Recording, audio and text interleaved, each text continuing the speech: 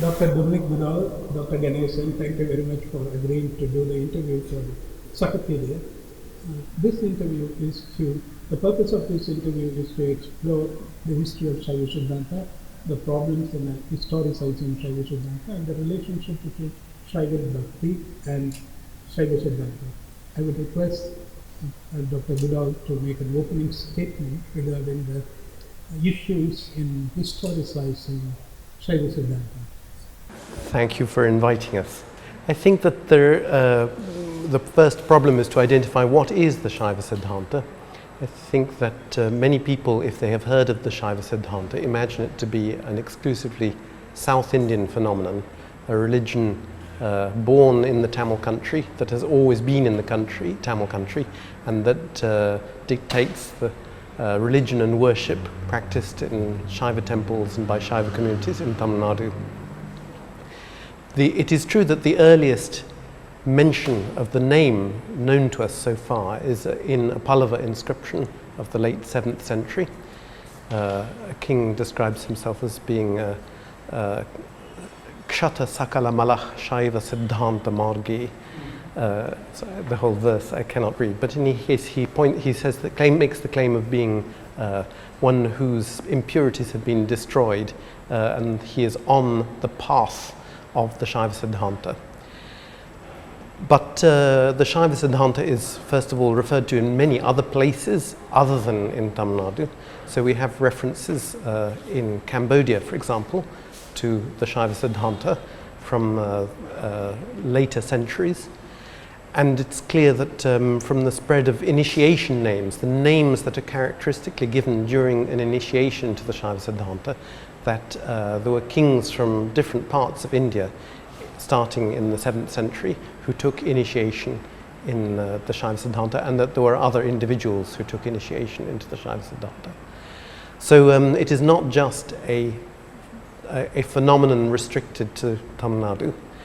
I think that when we see the label Shaiva Siddhānta in an inscription of the 7th century, we might also imagine that there is one unitary thing called the Shaiva Siddhānta, which has been present since the 7th century up to the present day. But it seems rather clear from looking at the sources that survive that it's been changing in many respects, theologically, so in terms of doctrine, and in terms of liturgy, in terms of openness to different groups, social groups. So for instance, the earliest texts make no reference to women as devotees, but we find this plentifully in later works. So in other words, the first problem is to identify, is to realize that the Shaiva Siddhānta is not one unchanging thing, and that it is not only a Tamil phenomenon. In fact, people think of it as a Tamil phenomenon associated with, to start with, the devotional hymns of the Thevaram, and then the 14 Mekanda Shastras. These are 14 treatises with commentarial literature attached.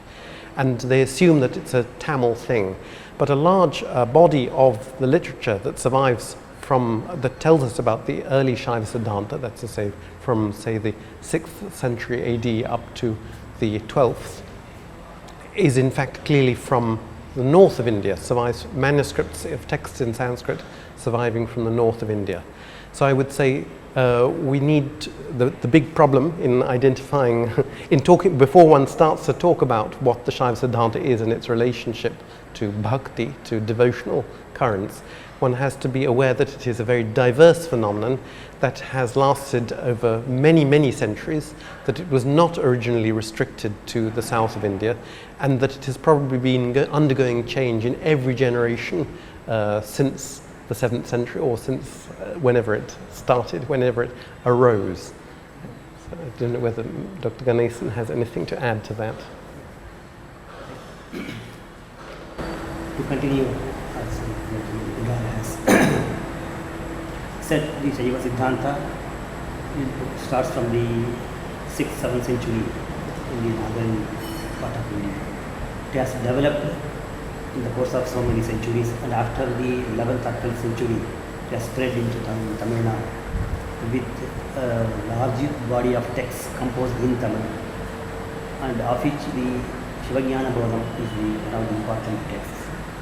So the Shiva Bodham and the commentaries, sub-commentaries of Shiva Bodham and the other 13 important texts of Shaiva Siddhānta, considered to be 14 Vikanda Shatiram. They have made many changes in the basic concepts of Shaiva Siddhānta. So when one takes into account it talks about Shaiva Siddhānta history, one has to have these two, according to me, I feel, two phases. The early phase beginning from 7th century, lasting up to 12th century.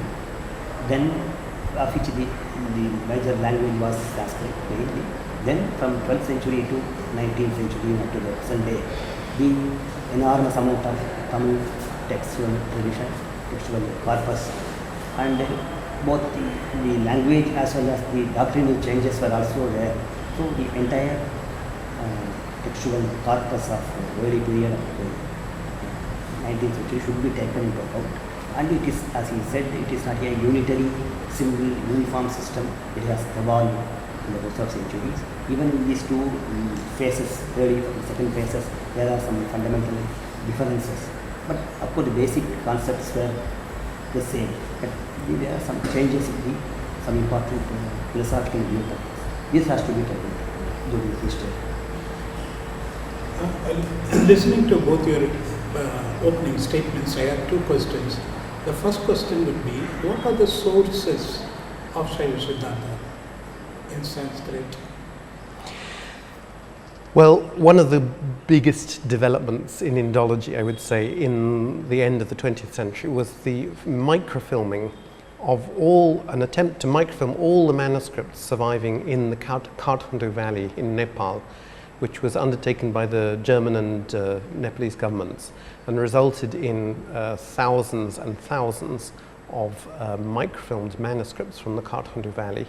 And that was very significant because whereas in many parts of India, like here for example in the south, manuscripts do not survive typically more than a couple of hundred years, in Nepal this very dry, cold climate of the Kathmandu Valley has meant that we have manuscripts of religious and philosophical fashions that have passed, manuscripts transmitting texts belonging to such currents of thought which have survived from the 9th, 10th, 11th and 12th century.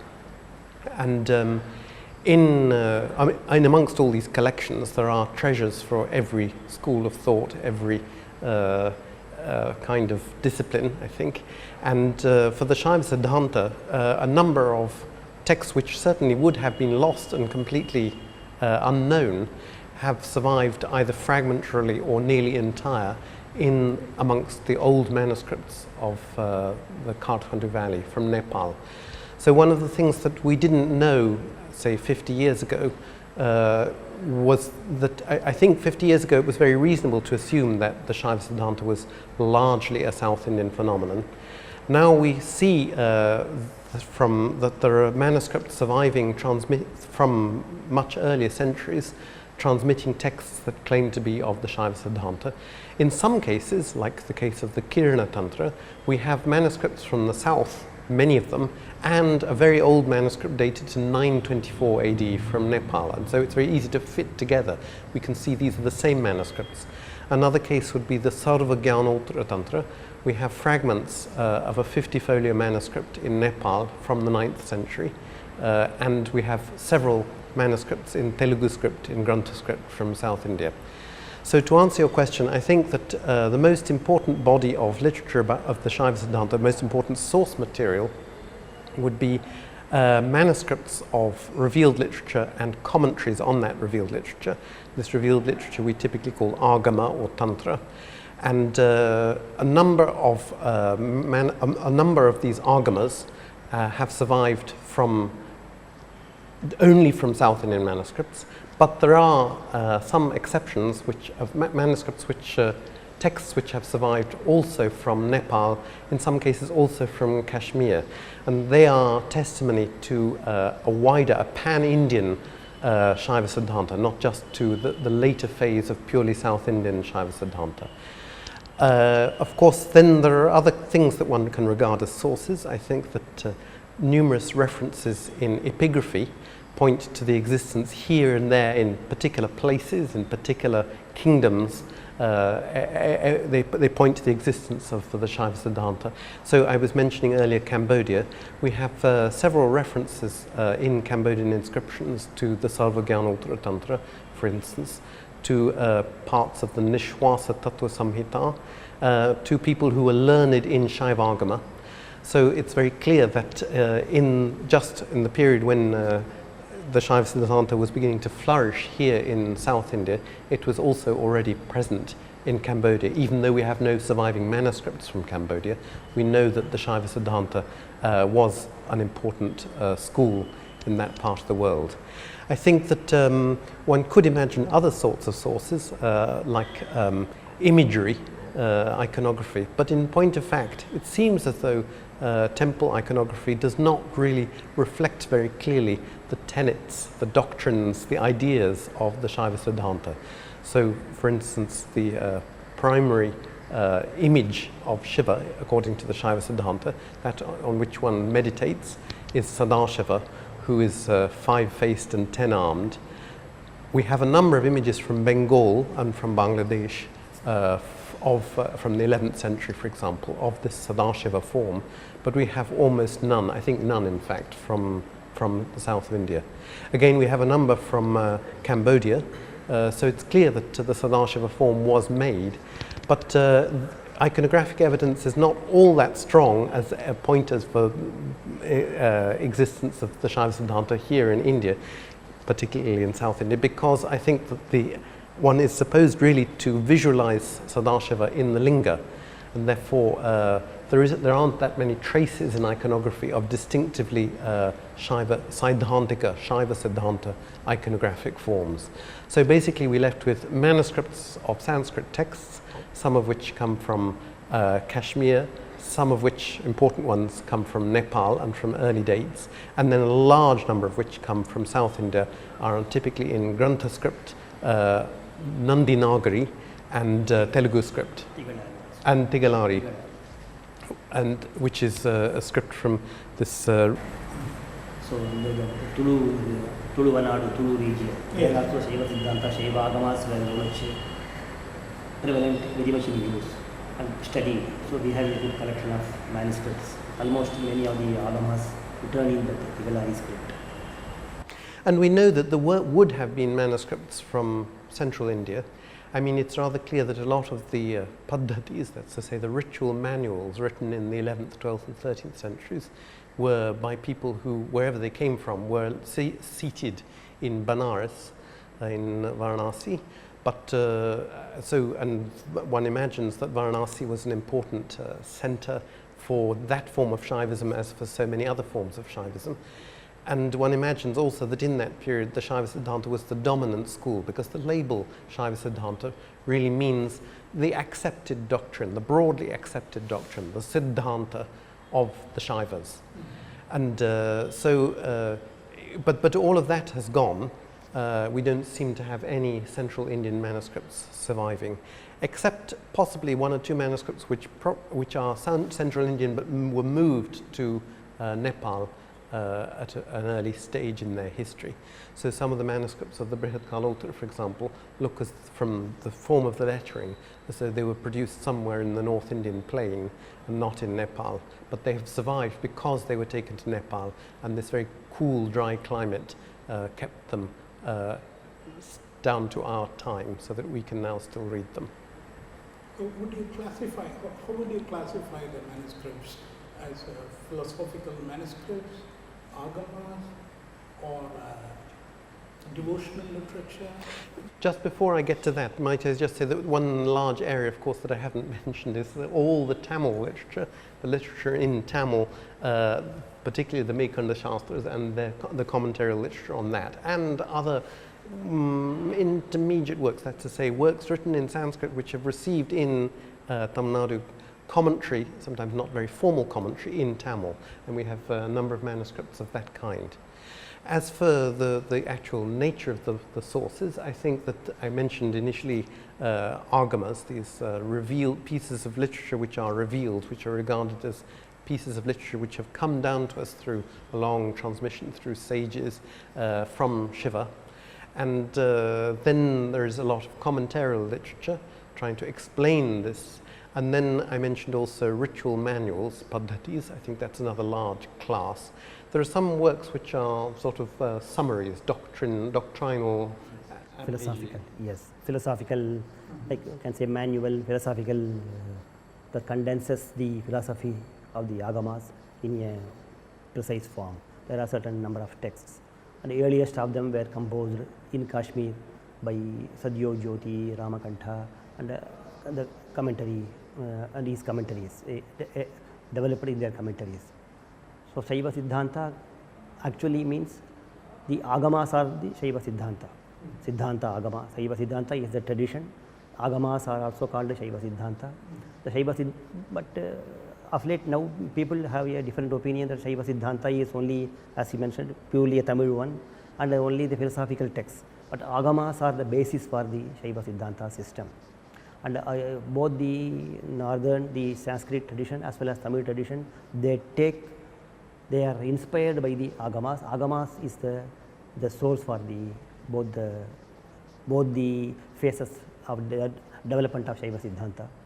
And there are texts composed by the various Shaiva Acharyas as elucidation and as ritual manuals.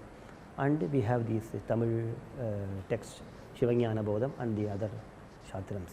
Not only there are Shivajnana Bodham and 14 texts, as I have written, there are other texts which are composed in Tamil Nadu. There are many number of texts by, like there were Shivagra Yogi, then Nigamagyana Deshika, his teacher Marignana Sambandar, all have composed many texts in Tamil on Shaiva Siddhānta, but they are not taken into generally into account the 14 Shastras. So the people generally think that Shaiva Siddhānta stops with 14 texts. No, it is actually there are many texts in Tamil and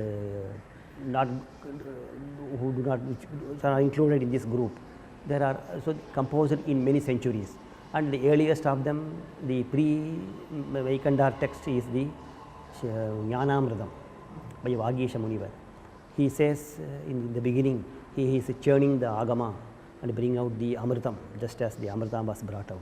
So he brings out the philosophical concepts of the Agamas. He presents it in a completely different way from the Shivajnana Bodham way. So he brings out discusses about the concept of Pati, Shiva, individual self, Pashu, all those basic concepts, Mukti, and many of the Tamil passages, they are very much seem to be a exact Tamil reproduction of the Agama passages, especially Kirana and Mrigendra, and he uses sometimes the same words. So it seems we can say that was composed in the beginning of 12th century. So at that time it is he who has first time introduced for the first time the Agami concept into Tamil world, in the Tamil way, Tamil text. Yes. There is not a general knowledge about what is Agama. Yes. What is an Agama text? Yes. Agama, that which has been revealed. Initially, Agama was a word, common word used for Vedas also. And then the Agama as a body of literature, which talks about a single worship of devotion to single God, unitary God, and who is considered to be the highest, supreme one, and who is the creator of the world and who gives everything to the human beings.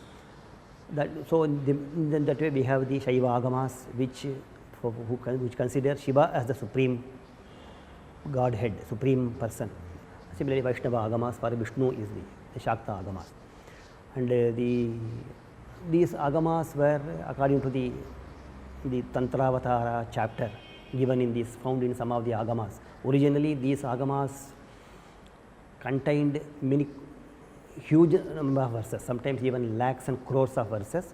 They were revealed to God, such as Shiva to Shanmukha, Shiva to Vishnu, Shiva to Indra, such gods. So they had the capacity to understand, to grasp the meaning. Then these Agamas were then transmitted to the lower strata, then to the sages such as Matanga, Harita and others, then to human beings. So, human beings come at the last level whose power of understanding and comprehension is much limited. So, we have these agamas now which are condensed into some hundreds, sometimes in some 2000, 3000 verses. That is the idea. So, this is the, even in here we have lost many things due to human negligence. These are the surviving agama texts, and according to Shaiva Siddhānta tradition they are 28. That is the fixed number from the earliest period, and they are called Moola Agamas. And there are other agamas which are called Upa-agamas. They are 200, more than 200, which elaborate on various topics discussed in those agamas.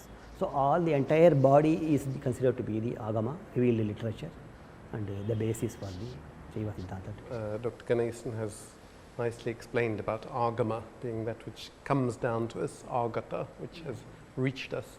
I was going to say that what we can see, there are very big differences between the agamas, and among the agamas of which we can be certain that they are very early, we can see, so the ones that survive in early Nepalese manuscripts, I think that we see in point of the content is often rather, it's about meditation, about yoga, and there's a strong focus on individual salvation.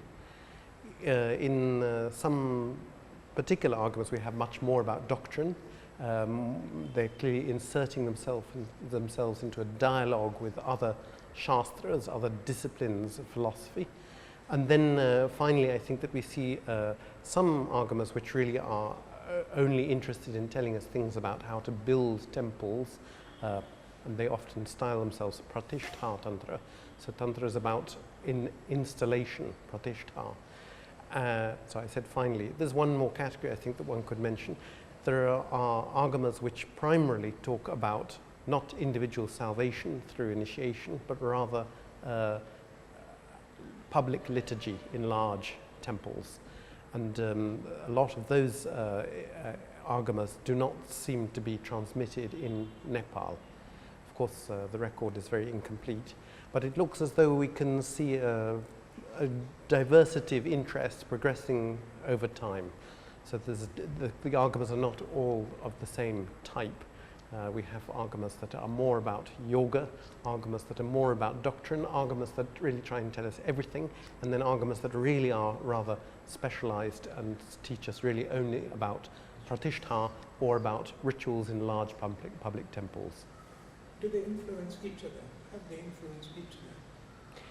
Yes, enormously. I mean, I think we see a lot of shared matter.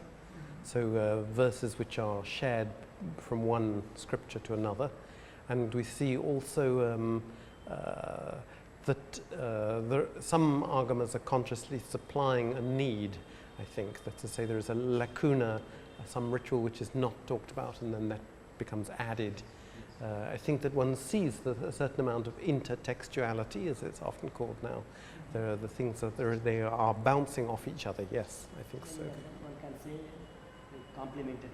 Though they are even taking into account, speaking in the context of ritual, though the basic rituals are explained in many of the agamas, there are certain variations in the conduct of the ritual, various rituals. So certain agamas deal with those rituals in a different way, and others in a other way. And there was a need to have a compendium in the 16th century. Nigamagyana Deshika, the well-known Shaiva Acharya of that period, who lived in Chidambaram, he has composed two large compendiums. One is Atmartha Puja Paddhati, another one is Diksha Darsha. So those there he Atmartha Puja Paddhati deals with the ritual. One has to, a Shaiva initiated person, Acharya or anybody, from getting up from the bed up to the night he goes to bed, all the rituals he has to do. There to do how to do those rituals, and where he cites passages from various agamas, and when of course he quotes with naming the source. We see the enormous variations, minute variations in the many of the rituals. So these the rituals and for everything from the ritual ingredients and the mudras, the mantras, the way one stands facing such a direction. So there are so many variations in the agamas, and he cites all of them together. That gives us an idea of the evolution, the enormous, the varied nature of the rituals in the Shaiva system. In the same way, Diksha Darsham, another compendium, which mainly focuses on the Shaiva initiation, Diksha. Diksha is a very important concept, and Diksha is generally used in the normal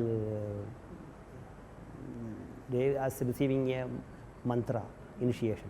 But in the Shaiva context, it is not just receiving a mantra. It is a purification done to the Atma, the Pashu, and with a lot of rituals. At the same time, also by word of mouth, by seeing. It is a complete change. It affects a change in the situation, the status of the individual self. So for that Diksha, the Nigama Jnana Deshika again cites hundreds and hundreds of verses of various inner ritual that form part of the Diksha. So there from various agamas. There also we find a lot of variations and enormous. Might I add to that?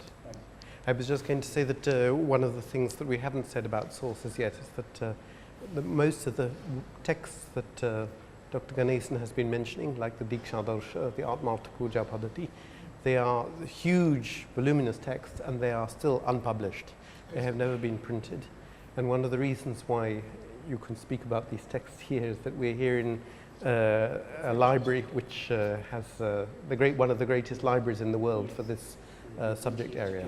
Collection, we have such manuscripts of those texts as well as the agamas, all the agamas. Please tell us about the Yes. collection here. Yes, the French Institute collection of the manuscripts. Now we have nearly 8,000 such palm leaf bundles, of which 50% of them contain texts related to Shaiva Agamas and extracts, commentaries related to Shaivism, we can say definitely. And they were collected from various parts of Tamil Nadu, from many villages, they were collected and received as donations sometimes from the priests. In what language are they? The language is Sanskrit, the Sanskrit, and they were written in mainly in Grantha script. Also, as I mentioned earlier, there are certain manuscripts written, agamas written in Tigalari script, the script prevalent in the Mangalore, Udupi of that Tulu area, and one or two in Andinagari, and majority of them in Grantha script. And generally people say that 28 agamas, those who know little about Shaiva Siddhānta tradition, 28 agamas are the basis, but they were not available. Many of them are lost. But we do have copies of all the 28 agamas. Some are in a very huge big text, some are in the small text with a limited number of chapters. But we do have agama manuscripts of all the 28 agamas, and other agamas, upagamas, which though we do not have all the 200 agamas, we have quite a number of them. And the commentaries, as the commentary on the Ramakantha composed in the 10th century, on the Sardha Trishati Kalottara Agama, on the Matanga Parameshwara Agama, on the Kirana Agama. See, earlier those commentaries also we have, and we have commentaries on Mrigendra Agama, Narayana Kantha. Written in Kashmir, in Kashmir. They do not survive in Kashmir. In Kashmir. So We every have. part of India they are lost, but they have survived Yes. here in the south. Yes. So such commentaries on the early agamas and commentaries composed in the 9th, 10th centuries. Then we have other texts such as Siddhānta Saravali and others who were composed in Tamil Nadu, probably the Chola country, in the 11th, 12th century, which is a complete compendium of all the four padas according to the Acharya. It speaks of all the rituals and jnana, philosophical positions, and the famous Kriya Krama Dhyotika Shaiva ritual manual composed by Aghora Shivacharya in the 12th century. We have the manuscript, commentaries, 2 commentaries written on that. We have manuscripts of that. Then the compendium of Marignana Deshikar, Diksha Darsham and Atmartha Puja Paddhati. Then there are 2 texts, something which is unique in the Shaiva Siddhānta tradition. We have only Shaiva Shamaya Neri, then another is Shivajnana Drishti Swapaksha Drishtanta Sangraha. The Shaiva Shamaya Neri is a choral verse composed by Marignana Sambandhara, which speaks about the rituals, daily the obligatory rituals of a Shaiva initiated in a verse form, nearly 300 or 400 verses. For each verse, crisp verse, his disciple Marignana Deshika has given us many Agama passages. So it is Shaiva Shamayanari Drishtantam. So to explain the Tamil text, he has composed a Sanskrit text. In fact, it is a citing of passages from various Agamas and Paddhatis. That is one thing. Then we have the Shivajnana Drishti Swapaksha Drishtanta Sangraha. This is Shivajnana Siddhāri is the commentary on Shivajnana Bodham composed by Arulnandi Shivacharya. So for the Shivajnana Bodham, the Shivajnana Siddhāri, it contains 2 parts, Supakkam and Parapakkam. The Supakkam that explains the Shaiva Siddhānta position. Parapakkam discusses about the various other systems of philosophy and refutes their viewpoints and established the Shaiva Siddhānta as the true philosophy in the Supakkam. Again, it has more than 300 verses. For each verse, the Marignana Deshikar has taken various Sanskrit verses from various Sanskrit sources, Agamas and this Shaiva Siddhānta, early Shaiva Siddhānta, philosophical manuals composed by Sadhyo Jyoti, Ramakantha and others. He cites those verses as support of those So he uses Sanskrit to explain the Tamil text. Text. So the Tamil text is explained through Sanskrit one. So this is both the texts unfortunately are not yet been published. We have manuscripts of those texts. So you mentioned, of course, all these Sanskrit sources for the history of Shaivism, but there's one important corpus that we haven't mentioned so far at all, I think, the Thevaram. And of course we have dozens of manuscripts also transmitting hymns of the Thevaram here as well. But the reason why we haven't mentioned it so far is because it's rather clear that the hymns of the Thevaram at the time when they were composed were not seen as belonging to the Shaiva Siddhānta. It is rather much later in time that people have now the attitude that the Thevaram hymns belong in some integral way to the corpus of literature that informs us about the Shaiva Siddhānta. In a sense they do now, because that's what the attitude is, but I think at the period of their composition and for many centuries afterwards, there was no perceived connection. These were hymns of devotion to Shiva, and they did not express the doctrines or ideas or rituals of the Shaiva Siddhānta. But there is one doubt that I would like to ask you. But in the popular literature and in the newspapers, normally they mention that except Chidambaram temple, all other temples, Shiva temples in Tamil Nadu follow Āgama rules, but then the Chidambaram temple follows a Vedic ritual rule. Is that correct? Yes, that is true. But what is the difference? Yes. See, the Shaiva Siddhānta, the rituals, the temples, Shiva temples, and the rituals followed in those temples, one can say they pre-existed before the Shaiva Siddhānta tradition. Though we do not have such a huge structure of Shiva temples, there were temples during the Thevaram period. Jnana Sambandha, Navakasha, they have visited more than nearly 200 and they have sung and they have described about the temple and the rituals, etc. So probably, and in all the three, Jnana Sambandha, Navakarshar, Jnana Sambandha especially, at many places, at most of the places he has visited, he says the worship was done through the Veda. Irukku Odi and the Brahmins who are worshipping who in the temple also performed Vedic yagas, and the village was covered with the smoke coming out of the yagashala, like that. So there were more of description about the Vedic ritual, Vedic way of life. The same was followed in the temple also. So we do not find any agamic,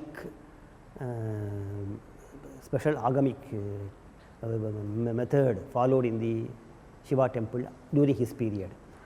So, and there was another system which was not known to many. There was a Pashupata system, which is equally popular like Shaiva Siddhānta, equally ancient, but due to various historical reasons that did not survive after the 11th or 13th century in Tamil Nadu or many parts of our country. So it has also had many temples under its control, this Pashupata system, and they have their own rituals. So now, since people do not know about the early situation, in the historical situation, do not know about the Pashupata system, they think that temple, Shiva temple means only Śaiva Āgama Śaiva Siddhānta. But Agama is again a common word. Even Pashupata system also had their own Agamas, which we may contain are mentioned in some of the Śaiva Siddhānta Agamas. Their names are mentioned, but we do not have any text. So the Agama is a fundamental basic scripture which every system possessed at the period, but did not survive due to various reasons. Śaiva Siddhānta now is very much prevalent at a particular period. One can say, according to me, by 11th or 12th century, Śaiva Siddhānta tradition becomes much more prevalent, especially in Tamil Nadu, where the temple worship also is followed according to the Śaiva Siddhānta method. Before 12th century, the 8th, 9th, 10th century, during the Chola kings, Śaiva Siddhānta might not have been a strong system and was not followed, I can say, followed in the temples. The Chidambaram case is something special one. There the tradition has changed due to the history, due to various reasons. Historically it was attacked by many kings, and then there is Muslims attacked. So they have, the Nataraja image was, I think, 2 or 3 times taken away from the temple, taken away in many far off places. It was guarded safely, then reinstalled. And during each time there were some changes, and that is one of the reasons why we do not find any of the agamas mentioned there as the system. Yes. So you mentioned that there were several doctrinal changes. Yes, I not before that I want to mention there is another very famous Shiva temple, Avudayar Kovil, Thiruparandurai, Manikavachakar speaking. There also they do not follow the agama system for the worship. They have their own. They say that it is according to Agniveshya Grihya Sutra, a form of Vedic Shaitriya Yajurveda Shakha. Based on those Grihya tradition, they have a ritual manual which they follow in the temple. It is not purely a Shaiva Siddhānta agamic one. So there do exist certain exceptions, important temples which do not follow the Shaiva Siddhānta Agama tradition, which is historical. These ritual traditions influence each other. I mean, even Chidambaram, they claim not to follow the Agamas, but if you look in this ritual manual which they use, the Chidambara Kshetra Sarvasva, yes, it has many elements which can only come from Agamas, in fact. I mean, the building of the throne of worship, yes, for example, yes, you can see that it comes from yes, Agamic sources. Yes, fact. yes. So I think that whatever people say, there's much more eclecticism, borrowing and Yes. unconscious or conscious. These ritual traditions influence each other. Yes. Each other over time. Yes. The another example one can cite the Kamakshi temple in Kanchipuram. They follow the Sri Vidya system for the Kamakshi worship. In the Sri Vidya tradition, there is no temple at all. Especially the Shakta system, there is no temple. So where do they get the material, the ideas about temple construction and the ritual of installation, which is very elaborate? So all of them were modeled on the Shaiva Āgama system, naturally. But they do not say that it is so. They say that, but when you see the historically see the tradition, especially Sri Vidya or any tradition, there is no. It is purely a personal home, household tradition, the house only. No temple or public worship, utsava, image, nothing is there. So everything was composed or how to say, yes, modeled on the Śaiva Āgama, and they have made that. But but they do not openly recognize and say that it is modeled on the Śaiva tradition. They say it is like that. But one who goes deep into it, who studies the historicity, the basic literature of the Śaiva, the Srividya tradition, there is no temple at all. This is the reason. So though the ritual manuals were composed in the later period and they were followed there. Same might be the case in Chidambaram also. So both of you were mentioning about the many doctrinal changes in the Śaiva Āgama, the Śaiva Siddhānta. Then first there used to be the no temple, but then it is only about Diksha and then yoga and meditation practices. Yes. It slowly changed to Yes. the rules and definitions of conducting puja, conducting festivals and also Yes. construction of temples. Yes. Then later on it went on to integrate the Bhakti Yes. tradition into one whole. Yes. Am I right in saying I this think or that's that? right. And I think that it's a marker of the success of the religion, because I think that the earliest texts that we find are about individual seekers of liberation or of power. And gradually, and they have very little about social hierarchy within the religion, and they have very little information also about how the religion was anchored, how the religion may have been anchored in society or in buildings, or connection to the temple is very tenuous. They give you a lot of recommendations about yogic meditation, and they speak at great length about initiation, which is for the individual salvation of one person who receives the initiation, or if there are several of them receiving initiation at the same time, then those individuals. But I think that as the religion became more successful, it embraced a wider social world, and then as a consequence of that, it swallowed then more and more responsibilities. It swallowed the responsibility of dictating what happened in its writings in large public temples. And I think another sign of this is the growing openness to women.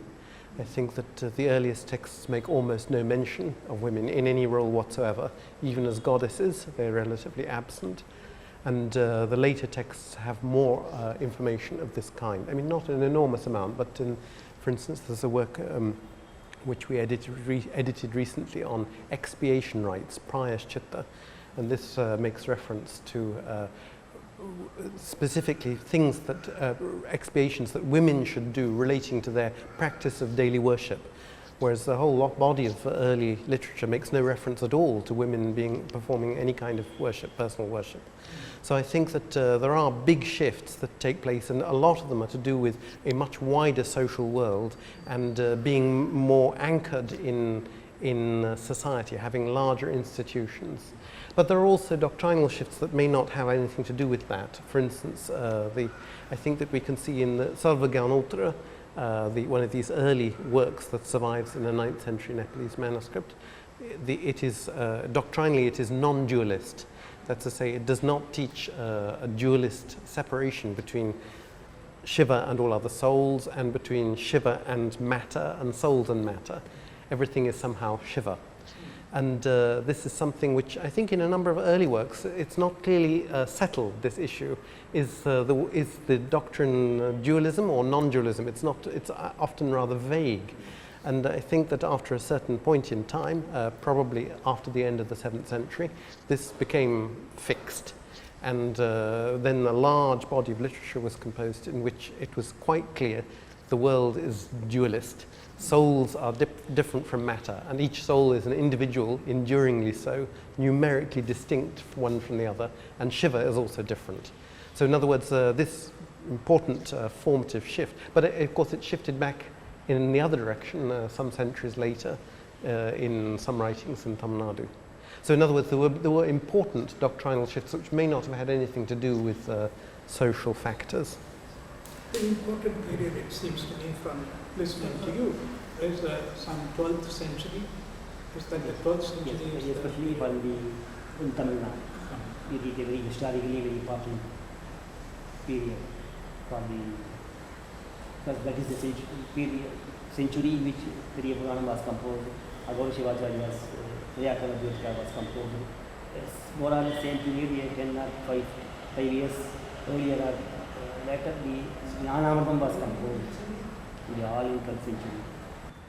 So you were saying about the 12th century Tamil country being the great period of consolidation and integration of different diverse streams of Shaiva Siddhānta and also the Bhakti, or Śaiva Bhakti. And can I ask you to make a statement on the integration between Śaiva Bhakti and Shaiva Siddhānta and how different they are?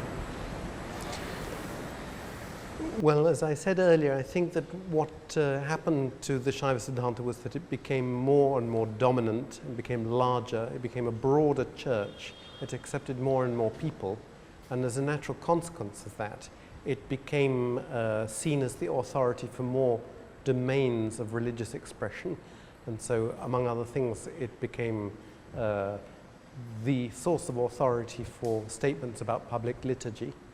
But also, of course, since there was a great big popular canon of hymns in Tamil, that became part of the Shaiva Siddhānta in the sense that openings were found within public liturgy for the singing of Tamil hymns, and this is can be traced through inscriptions.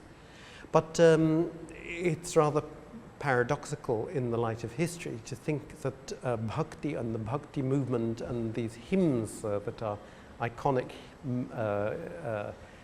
elements of the Bhakti movement, that they should have become important parts of the Shaiva Siddhānta, because in the early centuries, where we see a very strong emphasis on individual salvation, we see that a doctrine emerged according to which liberation was only possible through initiation. And that had to be a ritual initiation involving oblations into a fire. In other words, there was no other way to reaching salvation other than paying for a large ceremony, a diksha. And if you have such a doctrine, then naturally other expressions of religious fervor become less important. At least you can say that they have no soteriological function. That's to say, they do not lead to salvation. And in the writings of several theologians, we find exactly this. We find that bhakti is mentioned as a pale and rather insignificant thing, because the central fact of the religion is that you need diksha, you need initiation in order to attain liberation. The only role that bhakti plays in this process is as a sign, because you can receive initiation only once you have received a shaktipata, that's to say, a descent of divine grace. And one of the ways in which you can tell, the acharya, the guru, can tell that somebody has received a descent of divine grace is that that person manifests devotion to Shiva. So sometimes you find the expression used, Rudra Bhaktihi Sunishchala, firm devotion to Rudra. So in that one context, bhakti has its importance for these theologians. So in other words, a doctrine had developed and become very firm and characteristic of the Shaiva Siddhānta, according to which the only thing important for salvation was ritual initiation. And that necessarily meant that religious fervor, bhakti, devotion, took the lowest place in the importance of religious ideas. And so when the Tevaram, then I think that changed in South Indian society, and the place of devotion must always have been rather greater in the minds of most Shaivas, of most people following the Shaiva Siddhānta. But from the point of view of the theologians writing the commentaries, bhakti was a very small and unimportant thing, I would say, relatively speaking. I don't know whether you wish to respond to that. Yes. Slightly elaborating on this bhakti. Bhakti, as he said, the lower or be insignificant one. One can say, slightly modify that in bhakti, permeated all his conduct, religious conduct, his worship, both at home, at the temple, and among his other Shaiva devotees, the Shaiva fraternity. So Bhakti was maybe the undercurrent and of his the Shaiva person. But that Bhakti, one cannot compare with this huge outpourings of Bhakti in the form of Shaiva, the Thevaram or Tiruvachakam literature. That is, though that was not fully given importance or referred to, that was a special phenomenon of those highly devoted selves such as Jnana Sambandhar and Manikavachaka and others. That is why they were integrated to instill devotion among the masses. They were integrated in the temple worship, and even in the household worship, Atmartha Puja also, one is allowed to sing the Nayanmar hymns, especially in the Atmartha Puja Paddhati which I referred to. There the Maranyana Deshikar, after the daily Shiva worship, then there is Agnikarya, that is worshipping Shiva in the fire. Then the Acharya, Shaiva Acharya is asked to visit the Shiva temple, how to do the worship in the temple, how he should visit various shrines. So these are also included as part of his daily.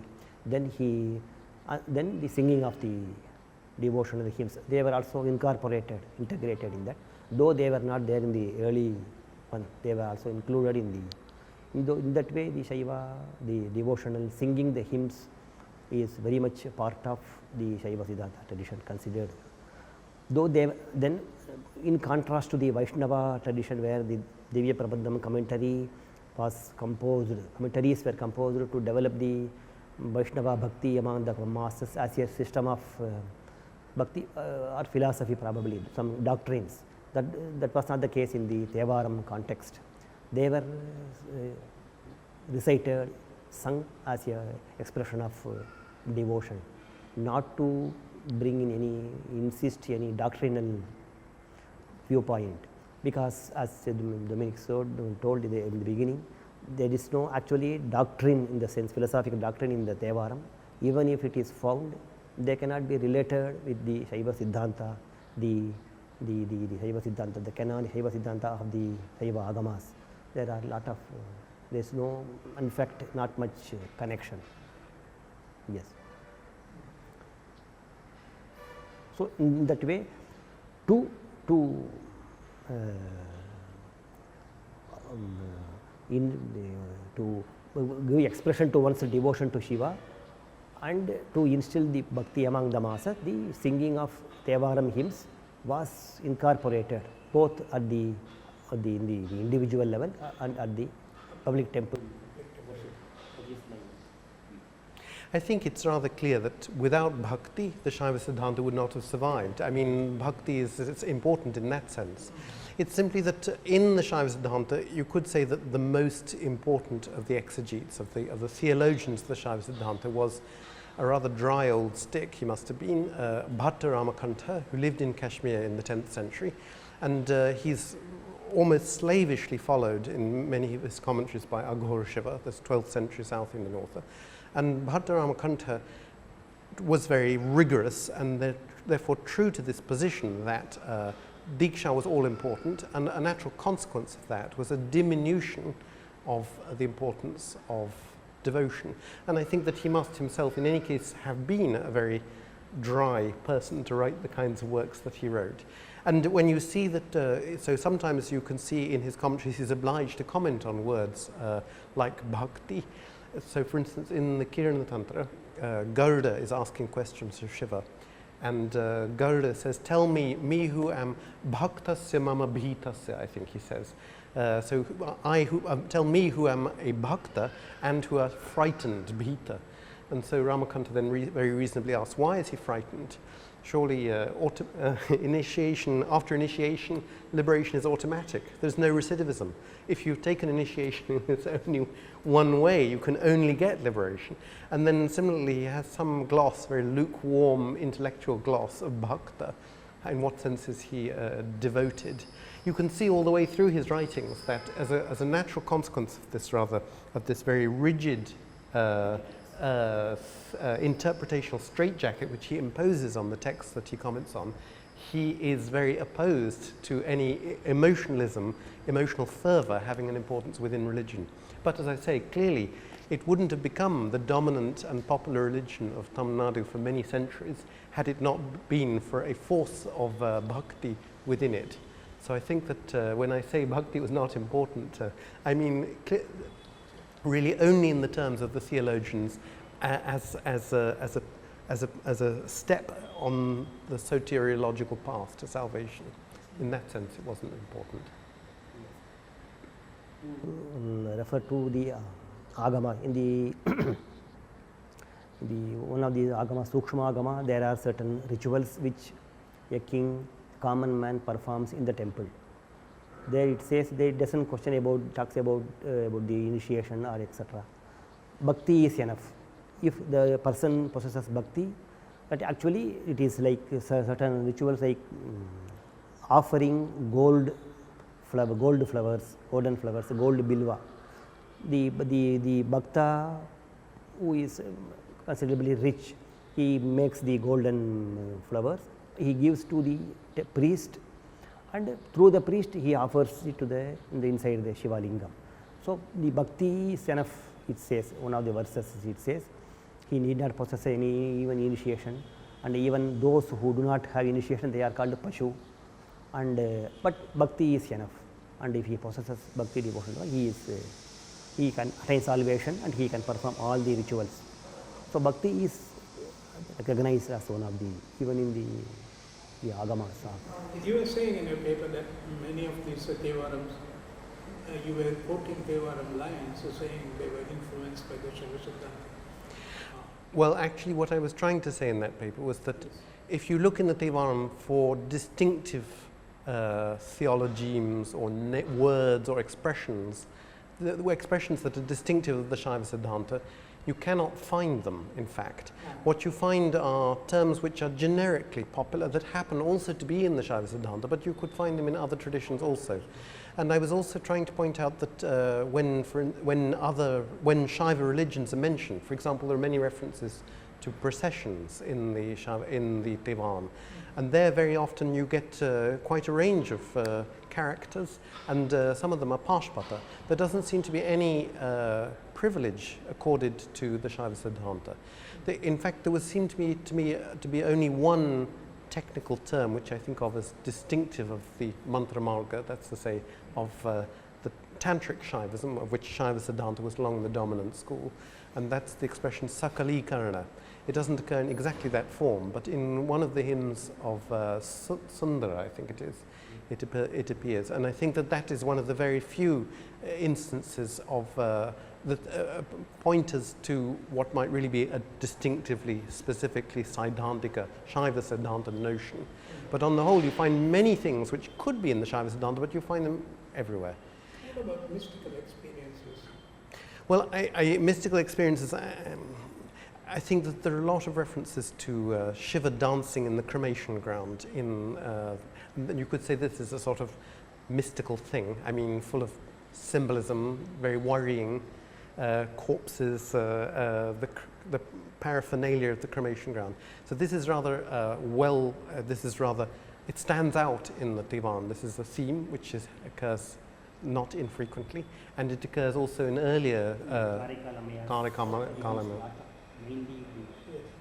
But this is not at all distinctive of the Śaiva Siddhānta. I mean, it simply is totally absent. Yes. The Śaiva Siddhānta is from the beginning not interested in these myths, not interested in violent forms of Shiva, not interested in all this sanguinary crematorial stuff. This is simply not part of the religion. So I think it's a very clear instance. So it shows the total, that there's a discrepancy between the religiosity which is characteristic of the Devaram and the religiosity which is characteristic of Siddhantika writers. And it is a meditation, contemplation, reflection, or what is it interested in? The Shiva Siddhānta. Well, as I was saying, the principal form of God whom one worships is Sadashiva, who is not a narrative form. He has his 10 arms, his 5 faces.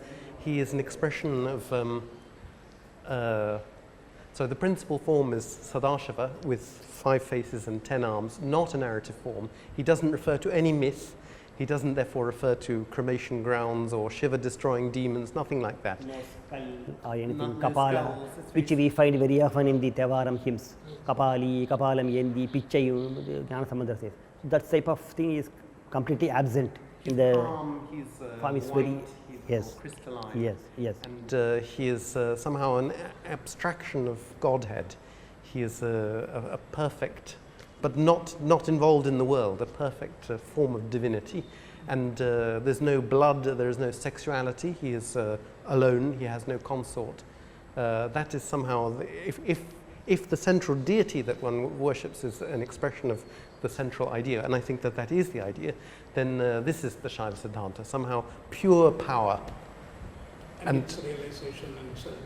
Yes, well, power I mean in a wide sense, because the conception of the Shiva Siddhānta is that the soul is the power of omniscience and the power of omnipotence, and that power is what we need, is in ourselves, in each of us individually, and we need to realize that and take away the layer of mala around us.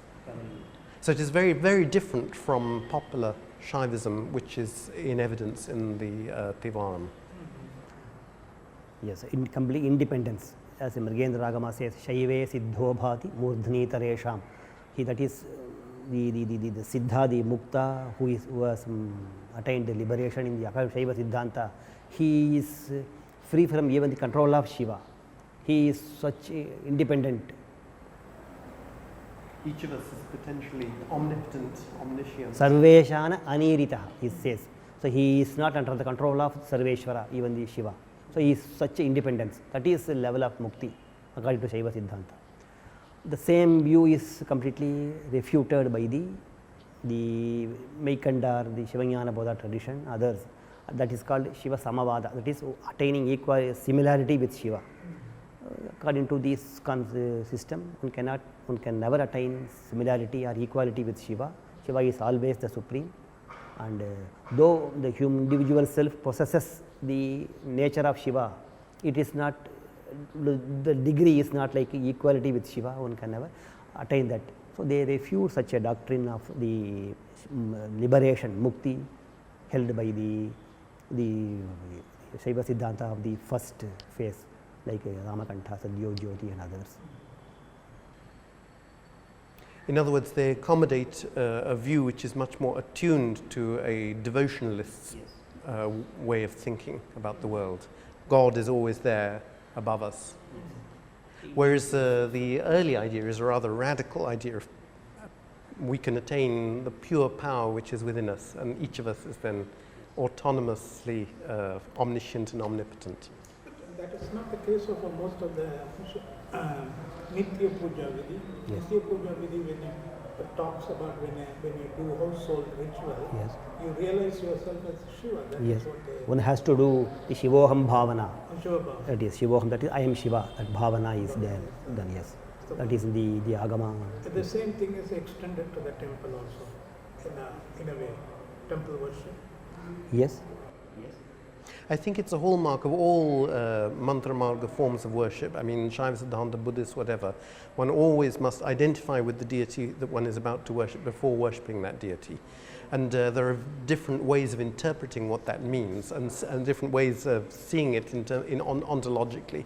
So for some people, this is a rehearsal of something one would like to happen in the future. For some people, it is actually not worshipping. One becomes the deity in the sense that one becomes not identical within the deity, but identical and outside the deity. I mean, in other words, this is a very old idea, and you find it ubiquitous in the traditions of the mantra marga, including in Tantric Buddhism. But it is an idea which can be explained, given different significance, by very, very various explanations, in fact, in the different traditions. this bhavana, the cultivation of the idea that I am the deity. Now, can I ask you to say what are the future areas of research in Śaiva Siddhānta and Śaiva Bhakti? Then what are the areas that need to be further researched on? Yes. I think that sorry, you were going to say this. Yeah. As we started talked much about the texts and the manuscripts. Only a few texts have been published, edited and published on the basis of these manuscripts. There are still quite a large number of agamas, Śaiva Āgamas to be edited, and other texts such as ritual manuals. In fact, it is a speciality of the Śaiva Siddhānta tradition, where we find many ritual paddhati manuals composed in many centuries at many periods and in many areas. So, most of them are available, and those have to be edited and published, which give us an idea of the Śaiva Siddhānta, spread of Śaiva Siddhānta view of ritual, and so these texts, the core Śaiva Siddhānta text, Śaiva Siddhānta corpus, they should be edited and of course translated. And another thing is the agamas which we have published the French Institute in the course of the 60 years. Nearly 10 to 12 agamas have been published, except one or two. Most of them have not been translated in any language, either Tamil or Hindi or international English or other languages. They should be translated. Future scholars should come forward for translating it, and according to me, even with the available published agama texts, a comparative study of the rituals will be a very good, interesting one, because most of the agamas treat the enormous type of rituals, especially the Sukshma Agama, Deepta Agama. They have so many rituals, and for various strata of the society, various type of rituals which are not followed now in the present time, and a type of comparative study of these rituals explained in the propounded in the expounded agamas will be a very interesting one. But I think that you're right that primarily what we need is an enormous body of this enormous body of unpublished literature to be made available. Reading texts from manuscripts presents considerable challenges. One needs to know a lot of scripts, and all of these texts which have survived through the centuries, copied down to us to the present day, they're no longer being copied. Nobody copies manuscripts by hand anymore. So we have reached a kind of full stop in the transmission. What we have done here is digitize all the manuscripts, and that means that as long as we can keep moving them onto different digital supports, they will survive. But there will come a point when they will no longer survive unless people take an interest, and they're an important part of human memory about civilization, and a lot of this material is very fascinating and really should be brought out and edited and, as you say, translated. I think that the proportion of Śaiva, so we have now heroically, though I say it myself belonging to this pair of institutions, we have been working for 60 years producing editions of these things, and they're marvelous, and we have a much clearer picture now of the history of the religion, which is much more diverse and more complex than we had imagined. But most of these writings haven't been translated, and translating them is rather important, it seems. I mean, people are interested when works get translated. You still need, of course, to read the original. But recently, some religious studies student of an American university, which shall remain nameless, was saying to me, she was complaining that she was being criticized for studying Abhinavagupta. Well, we here in India, we know Abhinavagupta is one of the great minds, the polymath, an extraordinary thinker. And her supervisor in this religious studies department was saying, how can you focus on an author so unimportant that his work has not been translated completely into English? So a translation simply is important, and I think the act of translation, like the act of editing a text, means that you go deep into understanding it, and you see things that you might not otherwise do if you did not make this effort of translation. And then you can better annotate, and then you get a larger picture and so forth, and then we can trace out the history of this intellectual movement. I mean, I say intellectual movement, it's an intellectual, religious, liturgical, devotional movement. It's a very complex thing. It's a big religion over a large number of centuries. It's a very complicated thing. And it's something which had influence in every part, of course, of the Indian subcontinent at a certain point, but also well beyond that. As I was mentioning, Cambodia, we find traces, so it's gone out into the Indian diaspora from an early period. It has shaped the religious history of Asia. So I think that is the main desideratum. More people to take an interest to publish these texts before they disappear, before they are lost to human memory.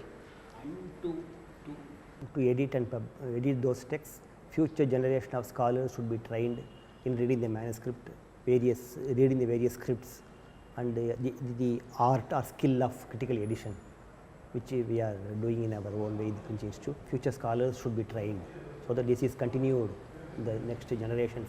We're trying to do that these days. Yes, we yes. have 2 scholarships from the Murugappa Foundation for training 2 young scholars in editing, and we meet every week to discuss one particular text, the Śaiva Āgama. With the One concluding question. What were your personal insights gained by studying this tradition?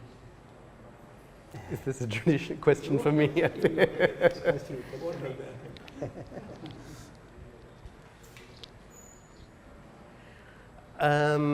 That's a very difficult question to answer. I think for me, I was brought up Catholic in a religious tradition, and somehow I find it very difficult to examine dispassionately one's own tradition. But other people's traditions are fascinating, and it is much easier for me, I think, to study Shaivism, which is completely foreign to all that I was brought up with, and yet it is full of resonances with things that I learned about religion as a child.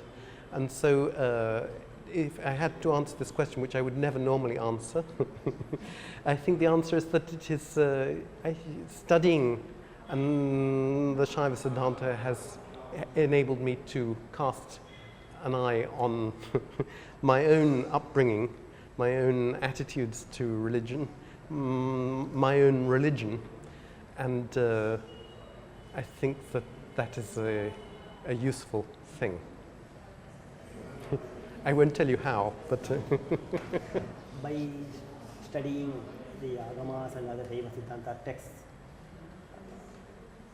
a new, hitherto unknown system of religio-philosophical tradition in the Indian, belonging to the Indian tradition is, I am exposed to that, learning more about such a, though the temple and other things were there from in the early period, the basis of such a tradition which has spread for more than a millennium, which has still is a living one. It gives me more insight into interest, and I get more knowledge about these practices, these less known and but historically widespread system. So I gain this by the studying these agamic texts and the Śaiva Siddhānta texts, Āgama commentaries, etc., and the philosophical. And as I told earlier, the Śaiva Siddhānta philosophy is no less superior, no less to the other systems such as Advaita Vedanta or any system. It has a very well developed the philosophical position.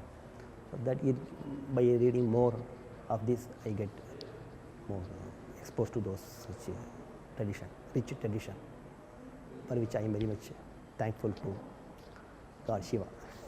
I consider it as a of grace on me to make me to be enabled to study these texts in the original manuscripts. So I am lucky, I should say, and feel very joyous.